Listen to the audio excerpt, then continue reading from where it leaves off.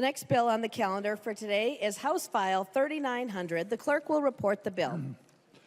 House File number 3900, an act relating to state government, proposing an amendment to the Minnesota Constitution. There is an amendment to the bill. I will first have the author of the bill, the member from Itasca, Representative Igo, explain the bill. Thank you, Madam Speaker. Members, we have a wonderful bill in front of us today that's going to be giving a question to every single voter in the state of Minnesota. I think we're having a really good day so far. We just spent the last couple hours supporting our veterans across the state, and now with 3,900 in front of us, we get to support all of our kids across the state of Minnesota. So House File 3900 is a constitutional amendment that will be going to the voters to change how the Permanent School Trust Fund works for our state of Minnesota. So I just want to give a quick history lesson on the Permanent School Trust, just so everyone understands what we're going to be talking about here today. But back when we became a state in the year 1858, when the federal government gave us our charter as a state and gave us our lands, we had to set aside Section 16 and Section 36 of all of our townships. One of those sections would be set aside for the schoolhouse. The other side would be set aside for making money to pay for the teachers and build the schoolhouse. As time changed and as the world evolved, those lands were either sold or traded or swapped. And now what we have left is around 2.5 million acres of permanent school trust lands that provide revenues for the state of Minnesota. Those revenues have turned into a trust fund that every single kid in the state of Minnesota is entitled to, worth $2.3 billion. So the foresight of those that came before us that founded our state and set this all up have now given all of us and the children of Minnesota a huge opportunity at funding and taking care of education. So that brings us to, why do we have this amendment in front of us? Well, as the times have changed, so too has the management of money. Right now in the state constitution, we are only allowed to do certain things with that trust fund and disperse certain amounts of that money. As the fund has grown, as investment opportunities have expanded, we worked with a task force over the last year and came up with a proposal that's going to increase roughly from 2.5% of this fund to 4.5%. So as the corpus continues to grow, we are going to distribute 4.5% of the Permanent School Trust Fund to every single one of our school kids in the state of Minnesota. What does that mean, members? That means that instead of $68.24 going to every single pupil in the state of Minnesota, we are going to be around $95.53 per student. The best part about this constitutional amendment, it's going to cost the taxpayers of Minnesota $0. Because we've done such a good job managing the money, and because this is money that these kids are entitled to, by making this change and giving this question to the voters, we are going to be unlocking a 40% increase in this funding to all of our school districts. The best part about this funding, it comes with zero strings attached, and it comes unencumbered to every single school district. And I think, members, I can speak for all of us, because all of our school districts, unencumbered dollars to help plug the gap and fund education where our school districts need it is one of the most important things we can be doing right now. So I do want to read, and I want to, usually it's against our rules to read things, but I thought, being that we are about to propose a constitutional amendment to the voters, I wanted to read what the question is going to read, and I want to thank Representative Long for helping me come up with this language, but I think it's important that I say it on the record. So the question today that we will be putting to the voters, members, reads as follows, quote, shall the Minnesota Constitution be amended to increase the funding going to all school districts from the Permanent School Fund, which is a fund that supports school districts without raising individual income or property taxes effective July 1st, 2027? Answer yes or no. So that, members, is the bill. And I'll save the thanks and kind of the work for third reading, but I do know we have an amendment to get the bill in the shape we need.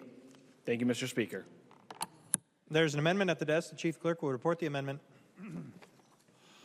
Long moves to amend House File number 3900, the first engrossment.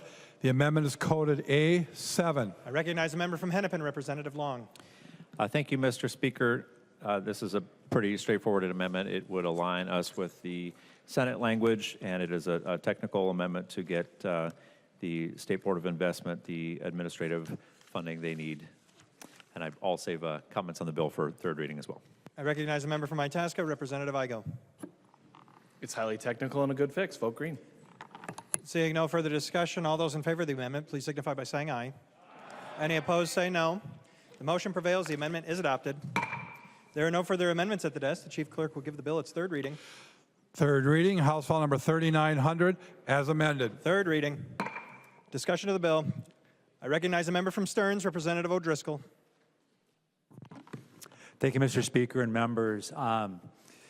There's an old saying that says what comes around goes around, or what goes around comes around. I forget exactly what that expression is, but it's my privilege to be on the floor today to support this constitutional amendment. And Representative Igo, thank you for the work that you folks have done on this, and Representative Long, thank you for the amendment. It is my hope that in the spirit and intent of the permanent school trust lands here in the state of Minnesota, that we'll keep a strong bipartisan support moving forward on this. My freshman year in the Minnesota legislature, when I came in 2011, I had a chance to meet some former members of the Minnesota House. One of them was Carol McFarland, who has since passed away, and another person who I've developed a very strong friendship with over the years, former Representative Denise Dietrich. And Representative Dietrich has been known around this place for a long time of being the godmother of the school trust lands. She worked tirelessly and effortlessly to try to make reforms on how we managed school trust lands. They're currently managed by the Department of Natural Resources, where we have revenues that come in, as Representative Igo said, from mining, from timber, from land sales, from revenues that come in on these properties. And as a matter of fact, one of the corners of the runway down at the Twin Cities International Airport is, wait for it, former school trust lands. And I wish we could be negotiating that deal in 2026 and not the years when we negotiated that back in the 1940s and 50s to be able to get the landing strip at the airport. But I digress. I was visiting with Representative McFarland, and she said, you know, you seem like a pretty bright guy, and you can make your own judgments on that. And I said, she said, would you like to meet Denise Dietrich? We've got a program that I think you'd want to work on. So I got to learning about the school trust lands. And in 2011, about this time in the session, we were running an amendment because we were ready to make some reforms, and we almost had that amendment on a bill. Bipartisanly, we were running hard on it. And at that time, the chair of the Environment Committee, Denny McNamara, said, can you hold off till next year? I promise I will work with you. And in 2012, we did. We worked on it. We sat down with the governor's office. We sat down with the commissioner of the Department of Natural Resources and others, and we developed what is known as the Permanent School Trust Lands Commission. And they were charged with finding ways to be able to improve the process that's around school trust lands.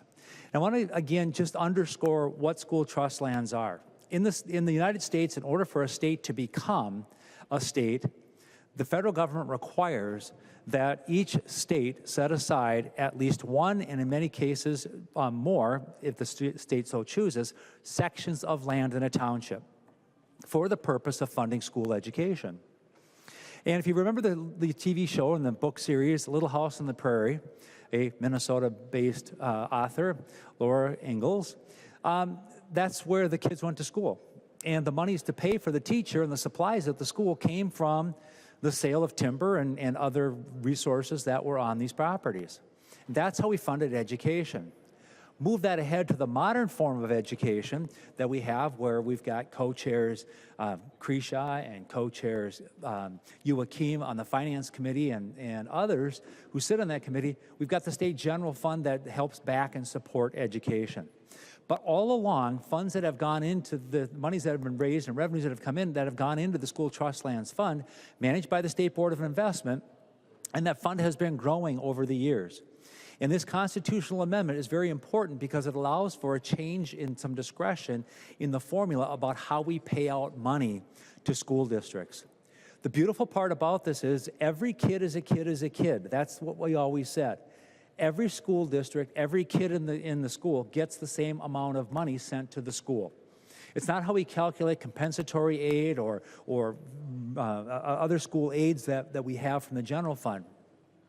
The nice part about this particular bill and this particular fund is that as it grows, the revenues to the schools grow as well.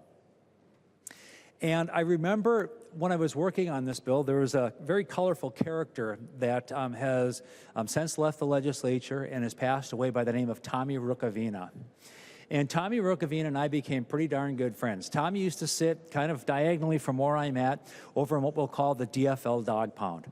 And he would look at me and he would give me the eye, and it's like when we're talking about these things, like, get up, O'Driscoll, give him a bad time. It's you and I, we're going to double up and tag team these people.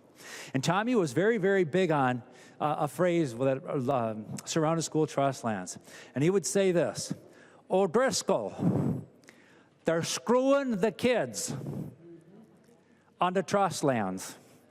What we need to do is we need to get better management of these funds, and we need to do it now. That stumpage, the DNR is telling us it's worth nothing. You talk to anybody in the mining industry and the logging industry, and they'll tell you that's worth all kinds of money. Tommy Rukavina. Tommy worked hard on this to get this passed with us. About 2 years later, we implemented the commission, and the commission and other legislators toured the state of Minnesota to see how the trust lands worked. We were up in mining territory, in timber territory, we're in other parts of the state. And I remember one occasion in particular, we were in Hibbing, and last week we had a bill, and it kind of reminded me. We were talking about the Minnesota Core Library. And can we store stuff out of there? And this story popped into my head. I knew I was going to tell it today on the House floor. We're having lunch in the park that's across the street in Hibbing. Who represents Hibbing? Okay, so you are obviously familiar, Representative Igo, with the part that I'm talking about. And we're sitting there, and Tommy Rukavina grabs a sandwich out of the cooler, and he comes and he sits down across the table from me, and he goes, O'Driscoll, you know what, I got to tell you, you're not half bad. And I said, well, Tommy, why am I not half bad? He says, well, you're still a Republican. And I said, Tommy, I won't hold that against you that you haven't seen the light yet. And so we got into a conversation. Tommy said, you know, I've left the legislature. I really appreciate the work that you and Denise did. And the part that I really appreciate is that it's bipartisan. You're taking care of the kids. And if you want to continue on in that same vein and that same manner of taking care of the kids, you have an opportunity this afternoon to vote yes on this constitutional amendment. And folks, there's going to be a team out there that's going to work to promote this ballot initiative. And it would be wonderful if we could have 134 members of the Minnesota House and 67 members of the Minnesota Senate who said, yes, we put our endorsement to this amendment. You should too, voters, at the voting booth in November. Members, as I wrap up my career, things, like as I said, have kind of come full circle. And it is with great honor that I encourage you to please vote yes on House File 3900 as amended. Thank you, members. I recognize a member from St. Louis, Representative Scraba. Members, I rise in favor. I cannot even come close to doing the Tommy Rukavina as O'Driscoll just did. You swear it was Tommy, you know? But I represent the vast majority of acres that are in school trust land in the state of Minnesota. Cursory, I just looked, roughly 1.9 million acres. So it's almost twice the size of the Boundary Waters itself. And that doesn't include those acres in the Boundary Waters. So what I'm trying to say is this is a good bill. Like Representative Igo said, it doesn't cost us anything. It gives every student in the state of Minnesota, whether you're in Edina, in Ely, in Roseau, in Sleepy Eye, in Rochester, it doesn't matter where you are, you're gonna benefit. And for just being, this school trust land is the gift that keeps on giving. It is whoever set this up was very wise in what they did, and the best we can do is keep perpetuating what they've been doing, and we can benefit from it. With that, I urge you to support this bill. Vote green. Thank you. I recognize a member from Mower, Representative Mueller.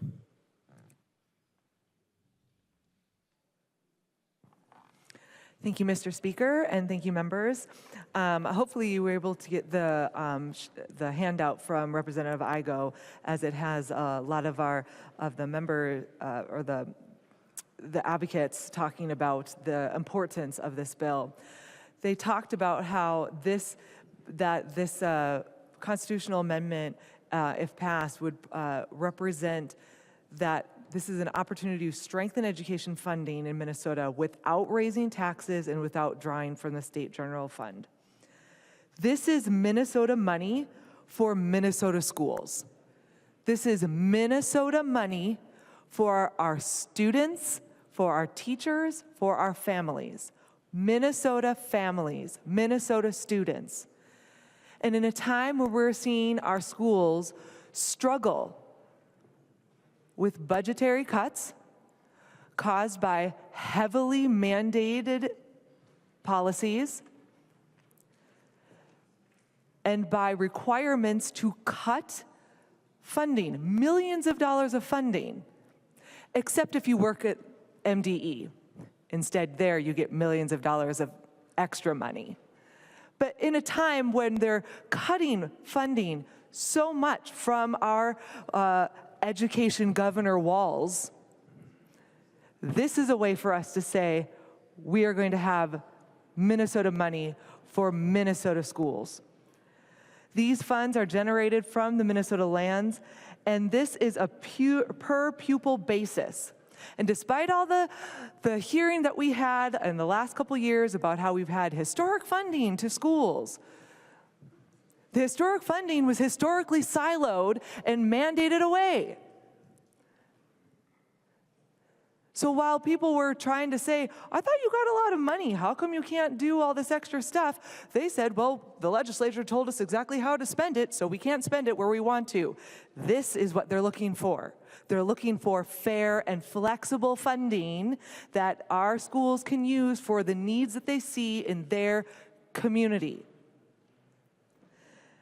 And so while our DFL governor is looking for more ways to cut education, we are going to look for ways to put more money into our schools that actually benefit our schools in a way that they can use it, and use it for the way that they want.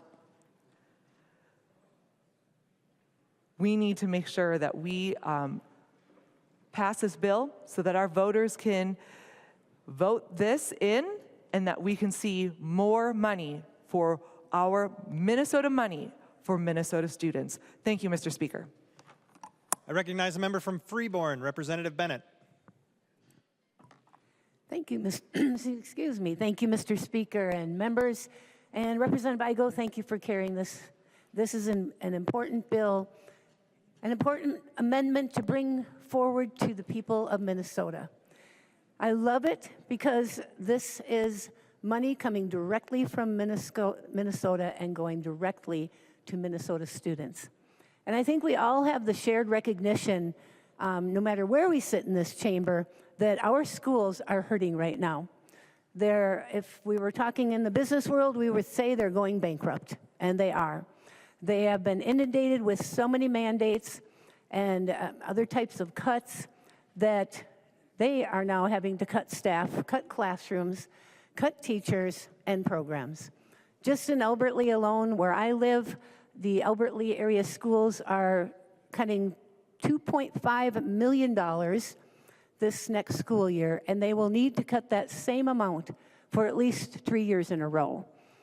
That's not just surface cuts. That's cutting into the deep parts of the school that really count for our students.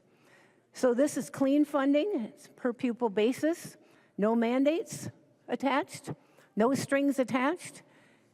It's Minnesota money for Minnesota schools. So what I'd like to say is, let's give our voters the opportunity to vote for this constitutional amendment and send more money to our schools because they really need it now. Thank you. I recognize a member from Hennepin, Representative Jordan. Thank you, Mr. Speaker, and thank you, members, for your time today. I also rise in support of this constitutional amendment. I think that this is a great idea. This is, You know, I always think about what Director Vandelindy always says about Minnesota's school trust lands, which are that this fund makes every child in Minnesota a trust fund baby. I think that's like, he has it on a little piece of paper that he gives out, and he's like, if you remember one thing, remember this. Every child in Minnesota is a trust fund baby because of this trust fund. And, you know, I've never had a trust fund, so I don't really know that much about them. But the idea that we can ensure that all of our students have this ability to grow and manage our money in a modern way, I think it's great that we've set aside and made Minnesota's public schools a priority from the founding of Minnesota. But this is a really more modern way to manage our money with stocks and dividends and investments. You know, the State Board of Investment spends a lot of time and a lot of energy to make sure that we have great grants that can grow all of our trust funds. Many of you have come over and asked me, what on earth is this binder before me? This is one of 4 binders actually for next year's Environment and Natural Resources Trust Fund. So you don't have to ask me what my binder is, that's what it is. And it's one of 4 this year, and thank you to everyone who voted for that bill last week. But I want to talk about why the school trust fund lands and the money that we invest from them are so important. Because we know what a room without teacher investments looks like. When I talk to teachers in our schools, they talk about all of the money that they put into their own classrooms.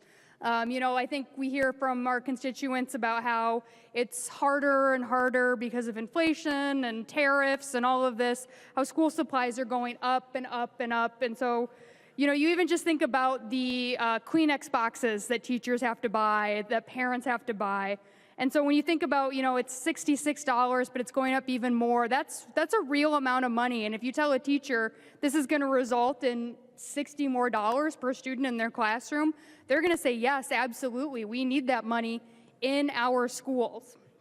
So I think it's a great investment for us to really be using these modern financial techniques to grow our trust fund and manage them prudently so that all students and all teachers can succeed with these investments. These investments will equal 1% on the formula every single year, which, you know, 1% always sounds like nothing until you think about the millions and millions and millions of dollars it is. So I hope that every member today will not only vote green, but as, you know, I think we're all people who are interested in civic participation and we'll knock on a lot of doors this fall talking to voters. We should talk about the importance of our schools and make sure that members of our community know about this constitutional amendment. Because if you don't vote on a constitutional amendment, it's a no vote. So we need to make sure all members of our community are voting yes on this amendment and not just leaving it blank because it's confusing. So I do think it was good to read this out. It's very clear what the ballot language will be. And so I'm glad that we're talking about that. There's one other thing that I do want to talk about as it relates to our school trust funds, and that is our sovereign tribal nations in Minnesota. We know that all land in Minnesota is the ancestral homeland of the Dakota and Anishinaabe people, and so all of our school trust lands were originally native land, and they still are native land because all of Minnesota is native land. But not only that, a lot of our school trust funds land is present on our reservation communities. And so, you know, the Leech Lake Band has hundreds of acres of school trust lands in both minerals and in timber. White Earth has lots of school trust lands. Mille Lacs is the rounds it out. Fond du Lac, Red Lake, Grand Portage, our northern reservations are home to a lot of our school trust lands. And as a state, our agencies and our committees that we make up in the legislature need to do a better job of not just checking in when we have a bill moving through the process, but working to have true partnerships with our tribal nations as we manage those lands. I've heard from tribal nations in Minnesota that this needs to be better. We need to do a better job, particularly as it relates to timber. And so I hope as we can make that commitment going forward to be better stewards of that land, particularly when it coexists with native reservations. I have a bill that I've introduced related to this, and so I hope we can all garner support for that. But I am grateful that our tribal nations are supportive of this constitutional amendment, and I'm grateful that our environmental groups are supportive of this constitutional amendment. We know that these lands, we have Minnesota is the home of three major watersheds, and so what we do to forest in one part of the state or waters in one part of the state affects other parts of the state and even other parts of the planet. And so making sure that we are these stewards of our lands is an important part of it, so we can take care of our stewardship for our students and stewardship for our lands and waters. I'm reflecting a lot on what our chaplain for the day said, where she was talking about water and the need for protecting water. And I think this school trust amendment really goes towards that 7 generations thinking, where we can make sure that we're investing in schools and students for the long term and have these modern sorts of investments. And so I want to thank members today for really putting their students first and putting the next generation of students first. But I think as we're looking into how to grow this aspect of school trust lands in Minnesota, it's imperative that we do look at land management techniques and do look at tribal relations from Minnesota to our tribal nations. Speaker Melissa Hortman was always really emphasized that government to government spirit of collaboration, which is why we had tribal liaison days and we had trainings on this. And I think this is a real opportunity going forward to talk about investments in schools, to talk about investments in tribal schools, but also talk about how we can make sure that all students in Minnesota can thrive, particularly and do a better job with government to government relationships. So thank you, Representative Igo. Thank you to all the co-authors. I know it's always a lot when you're working with SBI, when you're working with school districts, when you're working with the Senate, of course. And so we've really done a lot of work has gone in to make sure that this can be a good bill for the future and a good bill for our students. So I would urge member support. I recognize a member from Scott, Representative Bakeberg.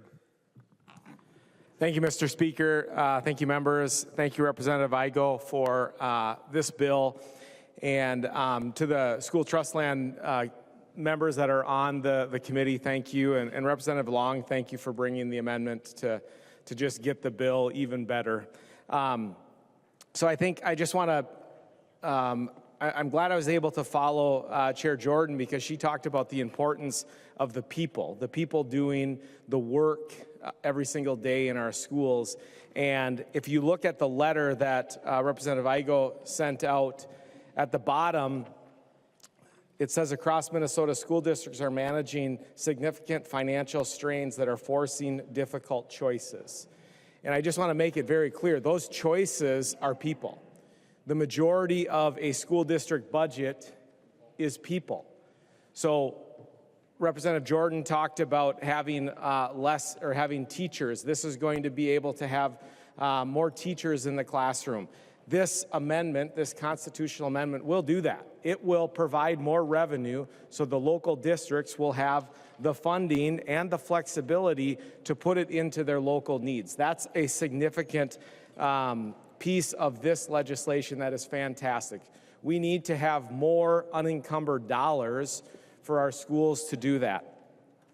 So this letter really highlights what I've heard from a number of conversations from frankly, colleagues in education across the state. And if you have a conversation and you actually listen to what they're saying, you're going to hear about compensatory revenue. You're going to hear significant concerns from your school districts about the cuts that are coming and the impact of the changes of how we calculate compensatory revenue. You're going to hear about mandates. You're going to hear about mandates that have costs, and you're going to hear about mandates that cost time. Because when an educator is spending time writing a report or doing something other than working with a kid, they're not meeting the need of what they're trying to do to help kids. We have a special education cut coming, $250 million. We were able to pass a bill unanimously out of education finance. We need to address that issue, that looming $250 million that was forced upon us. Just last week, I got an email from one of my business managers in the district one of the districts I represent, And she said, Ben, we were just told by the Department of Education that the unemployment insurance for hourly workers is going to run out of money this summer. So that was news to me. So last year, Representative Greenman's not here right now, but last year she took $77 million from the train and put it to unemployment insurance for hourly workers. That money is running out, according to the Department of Education, this summer. If we do not do something this year, our schools will have less people. They will have less teachers. That means class sizes go up. That means student achievement goes down. That impacts our kids. We have about 2 weeks left in session. This is a fantastic bill. The money for this bill doesn't come in until 28. We have a whole school year left to be able to plan for. And I would just really challenge us to think about the time that we have to address. Representative Chaw did an amazing job talking about the impact of his EL teacher, how that EL teacher invested in him, and he's able to serve on the House floor, in large part because of the effort of educators. That happens every single day across this state. Our educators are putting everything they have into serving our kids. We need to provide the funding and the flexibility, not only with this bill, but we need to be doing it moving forward, and we can do that to address compensatory. We can do that to address the mandates. We can do that to address the coming special ed cut, and we can do that because we have done that to fund the things that we have priorities for. Please, let's vote green on this amendment, the constitutional amendment. Fantastic bill, but we have 2 weeks left to address the other looming issues that are facing our schools as well. Thank you, vote green. I recognize a member from Ramsey, Representative Pinto. Thank you, Mr. Speaker. Members, I'm coming at this from a somewhat different angle, and I just want to point out to the body, I'm very glad that we have dedicated funding for our learners, and I appreciate the work in this proposal to enhance how that dedicated funding works. I do want to point out that all the discussion is about learners after they turn age 5, and just a reminder that we currently dedicate 1/10 as much per child below age 5. And why does that matter? Well, it actually has an impact in the whole rest of the system, the whole K-12 system. Plenty of research, plenty of evidence to say that that lack of investment in early years means that we're paying a lot more in later years. So I'm very glad that we are dedicated funding. And as always, we just want to recognize that because of structures built in our system to begin with, we're really paying a lot more later. And actually, I should say, as a prosecutor, we end up paying much later in life as well as kids get off track. We talk about opportunity gaps that we're attempting to close in K-12. There's lots of evidence to say that trying to close those gaps in K-12 is extraordinarily difficult, extraordinarily difficult. Even the best performing individual schools at closing opportunity gaps do so at rates that really do not close them all the way.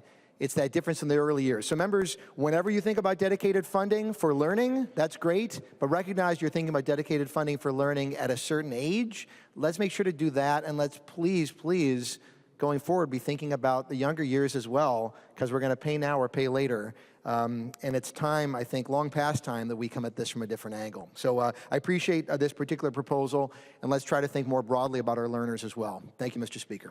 I recognize a member from Morrison, Representative Kresha.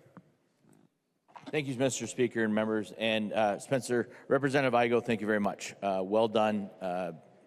The amount of work and the conversations you had are just fantastic. So, and I heard those. So, and appreciate all the conversations that I've heard as this ancillary topic has been moving around through the legislature. A couple of things that I want to speak in support of House File 3900. This, as Minnesota was becoming a state, it was first set up with the public school fund. And that came from 3 economic activities. And the modeling of those activities are the basis of what we have. We have the mining, the leases, the forestry management, and real estate. And the reason I bring that up is, members, this money, this Minnesota money, is coming directly because of economic activity. Moving into a trust, which is using investment, using the tools at hand and the power of money and time and investing to go back to our kids. Those are good things. The other things that I like about this is the local control. We're giving voters the ability to make the decision. All things that I've talked about countless times on the House floor. So using economic activity to drive the investments, using the local control, and then again, bringing the funds into the schools unencumbered. People make better decisions with money when they are part of that decision making and it's closest to them. And so members, I support this, House File 3900. It's Minnesota money for our Minnesota schools, and the voters deserve an opportunity to speak on this. The voters deserve an opportunity to have their say, and let's give this a green vote so we can take it to the voters where we believe this should happen. So I would recommend a green vote on House File 3900. I recognize the member from Hennepin, Representative Joachim. Thank you. Thank you, Representative Igo. Thank you, Mr. Chair. I just want to say thank you to Representative Igo for all the work he's done on this. I know some of the speeches on the floor today were very meandering, and I'm not going to get into all the investments that we made, and that up to 75% of a school district's funding is no strings attached, and we did index the formula to inflation, which is really helping. What I want to say is, I know Representative Igo has put so much time and energy in this, as well as this author in the other body, Senator Kunish, and all the advocates that have been working on this bill. I'm late to the game when it comes to being in the School Trust Public Lands LCC Committee, and I want to thank Representative Igo for being patient with me and trying to catch up to speed. We had a very interesting discussion in our Education Finance Committee on this, and that discussion had to be had. I know that Representative Chair Jordan explain that a little bit about where we're going, and I know that Representative Igo has been very open about having those conversations and pushing the advocates for this constitutional amendment to have those conversations as well. So I truly, truly do appreciate this. I want to also thank Leader Long for doing a really good job recrafting how this language will look on the constitutional amendment, because members, remember, in Minnesota, if there's a no vote, it means it doesn't pass. So we're counting on the advocates for helping us get this across the finish line by mounting a campaign, but we're also counting on each and every one of you to make sure that you let your constituents know how important this constitutional amendment is to be passed. So members, I ask you to do that. Throw it in your weekly updates, let your folks know, talk about it in your town halls. Do what you can to make sure that people are voting yes on this and not leaving it blank, because if it's left blank, it's a no. So members, I stand in wholehearted support now of House File 3900, now that as Chair Jordan said, our tribal nations are okay with it, as well as our environmental advocates are okay with it, and let's move forward and get this money to our kids. I recognize the member from Anoka, Representative Niska. Thank you, Mr. Speaker and members. Thank you, Representative Igo, for your leadership on this. I also urge support of House File 3900, and I hope we can send this to the voters, and I hope the voters will approve it. At the end of the day, this bill comes down to a simple idea. More Minnesota money can go and should go to our Minnesota students, because right now schools across our state are under real financial pressure. Costs are rising, budgets are tightening, and with the full effect of the Democrat trifecta being fully realized, districts are being forced to absorb the cost of more than 65 unfunded mandates that were forced on them. Those bills are coming due, our schools are being squeezed, and its students, teachers, and families are feeling the brunt. That's why it's so important to do this, to show that our priority here in the Minnesota House is to fund education. The governor can talk about cuts to education, but here in the House, Republicans and hopefully Democrats are going to say together, we're finding responsible ways to get more resources into the classroom. And that's what House File 3900 does. It increases funding for our Minnesota schools without raising taxes, without increasing local levies, without asking families to pay more. We can give that funding in a way that's fair, that's flexible, on a per pupil basis, trusting our local school leaders to make decisions. Not more mandates from St. Paul, not more bureaucracy from St. Paul. Responsible management of the funds that have already been set aside for our students. Members, this is a straightforward, responsible way to support our schools and do right by our students. And to the people of Minnesota, please vote for more of this money to go to our students. Members, I urge a green vote. I recognize the member from Hennepin, Representative Long. Thank you, Mr. Speaker. I also want to start by thanking Representative Igo for the good bipartisan work on this bill, and Senator Kunish as well for her leadership in the Senate. I'll note that the challenge that we're facing is that there is a large amount of money that is being well invested by the State Board of Investment that is just not getting distributed. And so that's what we're talking about. Is right now they're distributing the interest and the dividends, but they're not able to distribute the proceeds that are coming in from other investments. And so this is really about putting that money to use. And I know there had been some concern about whether or not this would change any land management practices. It will not, because we're not talking about changing anything with regard to how the land is actually managed. What we're talking about is the distribution of the funds from the investments that have already been taken in by the State Board of Investment. I also want to thank Representative Igo and State Board for working through the amendment, the ballot language. I appreciate you reading that. Hopefully that makes very clear to voters that we are talking about distributing more money at no cost to the taxpayer, and making clear that this is not a referendum. This is not a ballot question that they might see on schools on their typically on the ballot, but it is very specific to school trust lands. We did have some back and forth about the appropriate amount of distribution that is going out. The statutory language that's implementing this right now has 4.5%. I do think that's appropriate for now.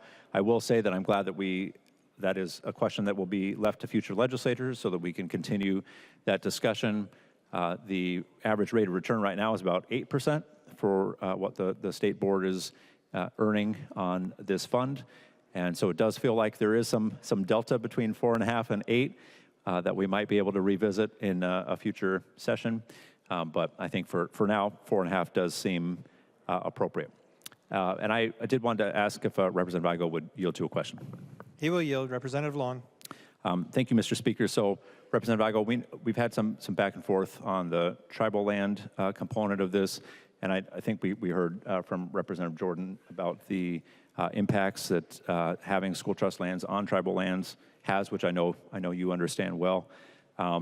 So it won't be going in this particular constitutional amendment today, but I did just want to, I think, acknowledge for the body and the public that we're continuing to work together to try to find a home for some trigger language. Right now in 2023, we had passed some additional funding for tribal schools to make up for the fact that they don't get school trust lands. And we're looking for a way to make sure that if this amendment goes into effect, that those tribal schools will get an equivalent amount per student. And I was hoping you could confirm that that's our shared effort. Representative Igo. Thank you, Mr. Speaker. Representative Long, yes, no. Again, appreciate the conversations not only yourself and I have been having, but also the conversations we've had with our tribal communities. I had a great meeting with the Leech Lake Band to discuss the amendment language that we're working about finding a home right now, and they're in support of it. So I'm fully confident with the 2 weeks we have left, we'll find a home for this language and get things right and squared away. Representative Long.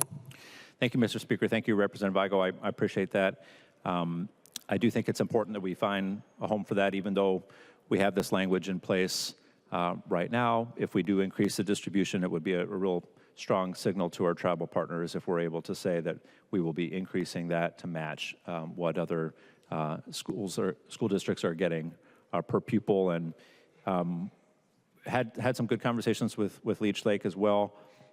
In addition to them in the past until recently not getting a distribution or an equivalent from the fund, they shared some real direct stories about the impacts that this is having tribal lands coexist with school trust lands has on their community. And one example they gave was the Bogo-Nagizi School is next door to school trust lands, and they were cutting down some trees on the school trust land and figured out that the revenues from those trees being cut would not actually go directly to the Bogo-Nagizi School, and that the management wasn't something that they had a say over, even though those were trees that the students liked to use and play in. So there is a separate question, I think, about management of the school trust lands that are within a tribal community.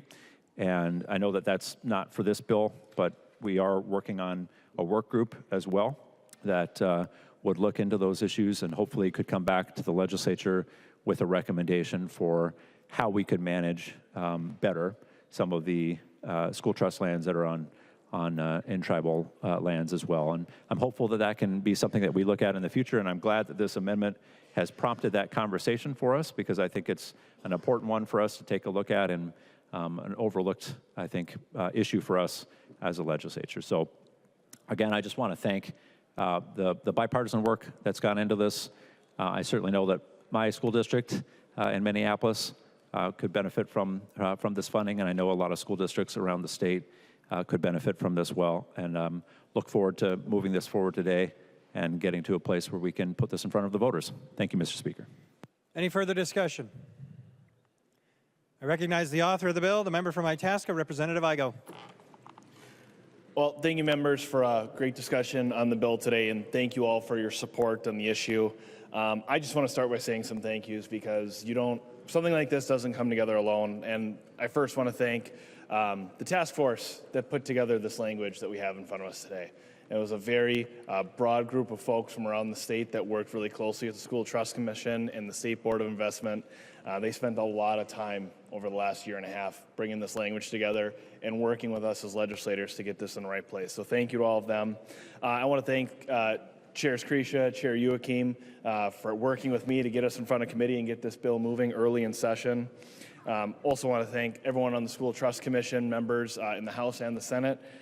Really want to thank Director Vanderlind for all of his work on the issue of permanent school trust lands and the work he's been able to do to make that fund grow exponentially, working with SBI to get us in this position we have today. I just want to thank my Senate co-author, Senator Kunish, who's been wonderful to work with and doing a really great job in the Senate, so we can get this bill moved forward here and get it to the voters. And also want to thank you, Representative Long, for the work you and I've shared getting this ballot question figured out, and the tribal engagement stuff that we figured out. And to add to the conversation you're just having, I've been having conversations with the School Trust Commission about the task force language we're starting to kick around, and something we should work on as a commission so we can write a good task force and solve this issue together in a bipartisan way. Representative O'Driscoll said it best, that this is a bipartisan thing that we can do together for the kids. And I think keeping that spirit alive in today's age is more important than ever. So continuing the work that we're going to do today and pass House File 3900 and get it to the Senate and get it to the voters. But there's more work to be done, and I'm confident we're going to keep doing that together. So I just want to reiterate, members, this is a really strong way that we can look at the history of this state and the smart decisions that were made. I didn't mention in my opening speech, but Minnesota is one of a few states that actually even has school trust lands like this to be able to utilize for students. Many other states, especially as you go further and further west, sold off and got rid of their school trust lands, eliminating their way to fund and take care of public education. Minnesota did it right. And because Minnesota did it right, we can sit here today and give a 40% increase to every single school district in the state of Minnesota without costing our taxpayers a nickel, because of the good choices and the good decisions of the leaders of the past and the legislators of the past. And that's something to really be proud of. So I just want to, again, thank you all, members. This is something no member accomplishes alone, and it's partnerships and friendships I've made on both sides of the aisle in here, but also with all the different advocacy groups around the state that have weighed in to help shape what's going to be the people's choice. So I want to reiterate what was said earlier. When we're home in district in just a few short weeks, we need to be screaming this bill, this constitutional amendment from the rooftops. And we need to educate our districts about how great our school trust lands are. And like Representative Jordan said, how every single kid is a trust fund baby in the state of Minnesota. I think that's a wonderful way to close on a bill that's going to be a great question to the voters and a boost to our schools. Thank you, Mr. Speaker. Seeing no further discussion, the clerk will take the roll.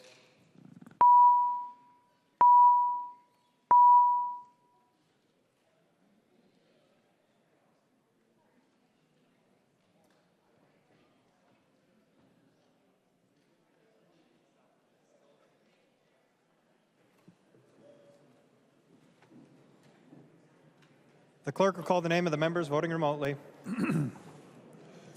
Bliss. Go ahead, Matt. Bliss, aye. Bliss votes aye. Hussein. Hussein, aye. Hussein votes aye. Momani Hiltsley. Momani Hiltsley, aye. Momani Hiltsley votes aye. Perez Vega.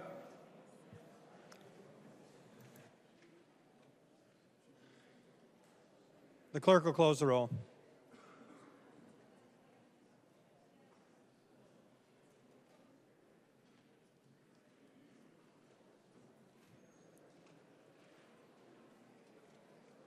There being 133 yeas and 0 nays, the bill is passed as amended and its title agreed to.